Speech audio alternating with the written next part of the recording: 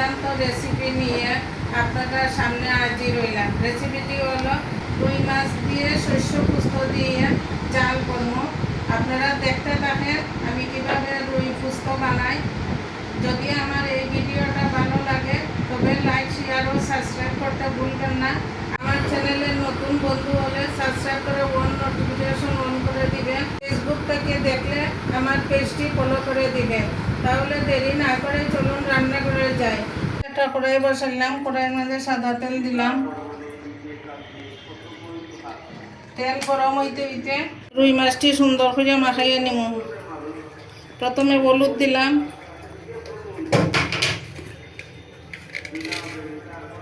লবণ দিলাম।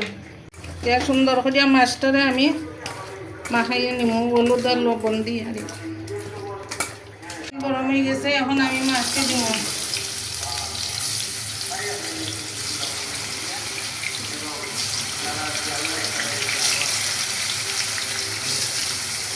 আমরা এখানে আজকে প্রচুর মাইক বাজেন, জানি না আপনারা শুনতে পাইবা ঠিক না।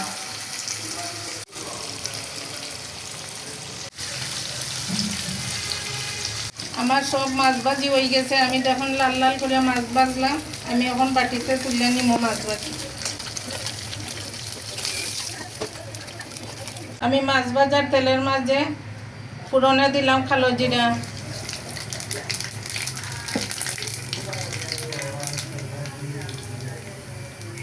বাটা মশলা দিয়ে রান্না করবো।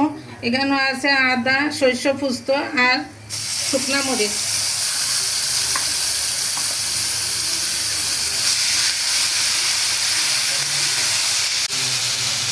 দিলাম স্বাদ মতো লবণ দিলাম। মশলাটারে কষাইয়া নিলাম। মশলার মধ্যে সামান্য জল দিব, দিয়ে মশলাটারে ভালো করে কষাই নিলাম।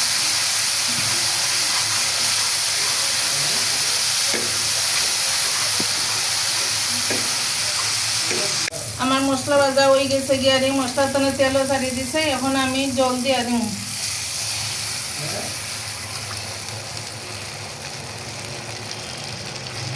জল দেওয়ার পরে একটু চাপা দিয়ে রাখছিলাম।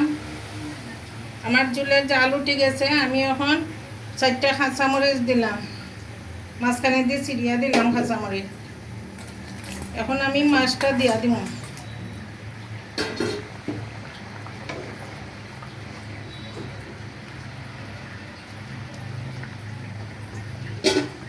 কিছুক্ষণ চাপা দিয়ে রাখুন। চাপাটা খুললে দেখি আমার তরকারি হয়ে গেছে। এখন আমি ধনিয়া পাতা, আমার তরকারি হয়ে গেছে। এখন আমি ধনিয়া পাতা কুচি করে রাখছিলাম, আমি এখন দিয়া দেব।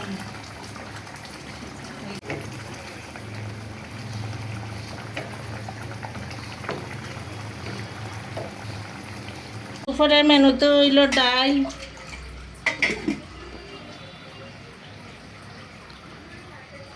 নাইলা শাক, কাঁঠাল বিচি দিয়া নাইলা শাক,